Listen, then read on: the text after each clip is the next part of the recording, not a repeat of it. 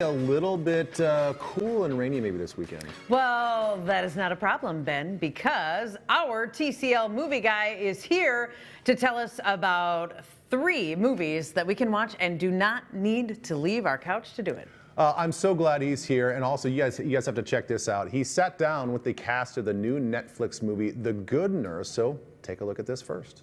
Do you remember Anna Martinez? Rico. Yeah, her death. It was sudden. Mind taking a look at this? The insulin in her system, it's a double medication error, which is really rare. We understand that you work with a Charlie Cullen. Could he be involved in this? This is really juicy material to dig into. Like, it's such a fascinating true story. And you kind of noticeably shy away from the kind of traditional serial killer, true crime kind of playbook. Was that always important to you, or was that in Christie's screenplay? I think it was a combination. When I read Christie's very early first draft, I saw that she had already laid out the stepping stones for a story, a serial killer movie that was about humanity.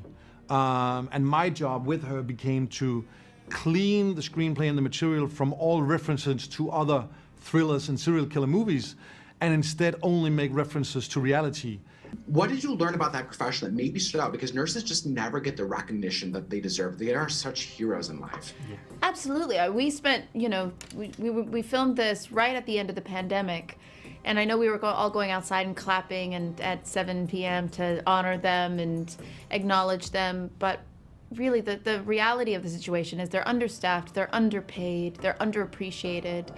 And we kind of need to acknowledge the sacrifices they make. The thing that I found astonishing and I've been ignorant of was what a polymath you have to be a nurse. And to think of human beings having all those skills and excelling all those skills and being under sort of paid and underappreciated, it was a real eye-opener to me. Yeah.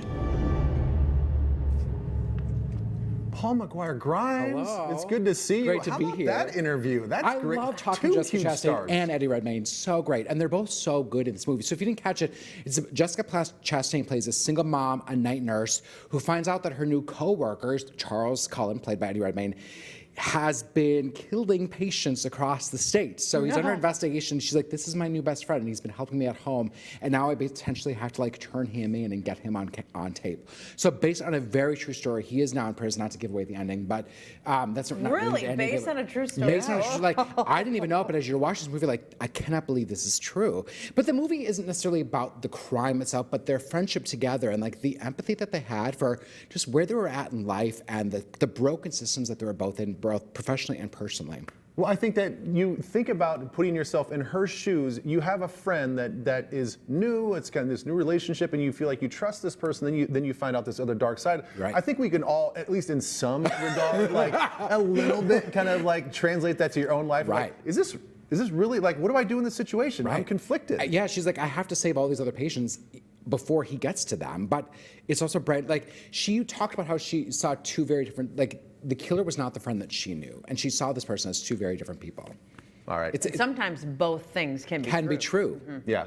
Yes. Yeah, we were just talking about the Dahmer one, and then somebody recently, I think it was my wife, was like, did you hear about this one about this nurse? It's like the biggest serial killer in the world. Yeah.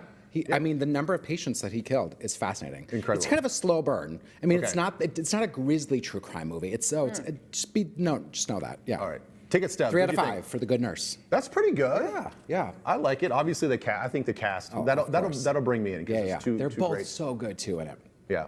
Okay, number 2, Enola Holmes 2. Yes, streaming on Netflix. And Enola Holmes is the kid sister to Sherlock Holmes. She's played by Millie Bobby Brown. She starts her own detective agency when a young girl comes in saying, can you please help find my missing sister, who works at a matchstick factory. She has a secret life as an actress and dancer.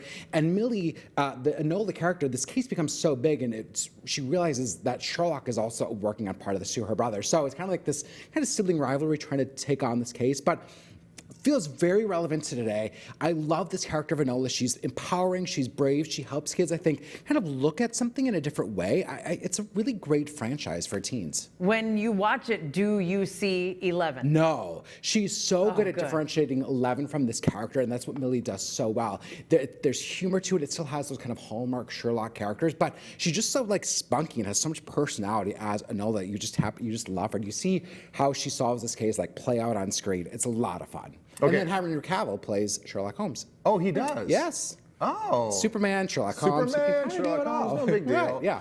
Okay, ticket stubs? 4 out of 5 for Enola Holmes 2, now streaming on Netflix. Yeah. Wow, even more than The Good Nurse. I like it. You were pretty... Very different movies. Very different movies. Okay, what is something called The Causeway? Causeway, this is streaming on Apple TV+. It stars Jennifer Lawrence as a military vet home from Afghanistan after a really severe accident. And she has to return to her hometown. What does that mean for her?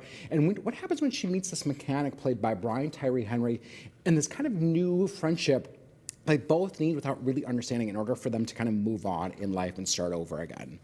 Wow. So this is actually a story that I think a lot of vets can relate to. There's obviously a big problem with our servicemen and women coming over and just having to transition in life. Absolutely. And the challenges. That's so much a part of this movie and these themes of PTSD and trauma and why is she hesitant about taking medications for her mental health and why does she feel that deploying again after the accident is her only way out of her hometown.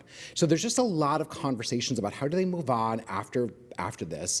And again, Jennifer Lawrence, great actress in a very different role for her. She's playing this introvert. It's a very quiet movie. There's a lot of self-reflection that she does.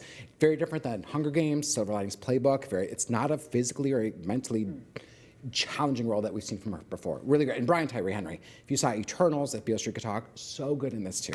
Don't want to forget him. None of these feel like they're, your feel-good movie. Just a not this way. Well, Enola Holmes 2 is actually pretty feel-good. Like, you love these characters. It's a great family movie, too. But Causeway, not so feel-good. Hopeful. Okay. I would say it's hopeful. Yeah. Yeah, hopeful. For the family, I have to check out the Enola Holmes one. It's great. For sure. Yeah, totally. All right. Thank you so much. All right. You can